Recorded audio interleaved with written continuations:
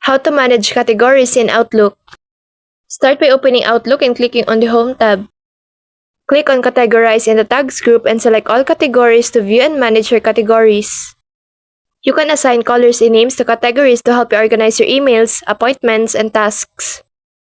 To create a new category, click on New Category and enter your name, and select a color that makes sense for the type of items you'll be categorizing. You can also rename or delete existing categories as needed to keep your system organized.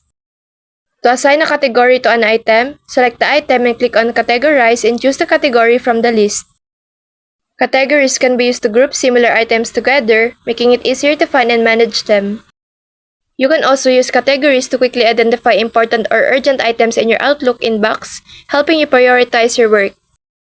By using categories effectively, you can stay organized and productive and make the most of Outlook's features. So that's all for this video. I hope this helps. Thank you.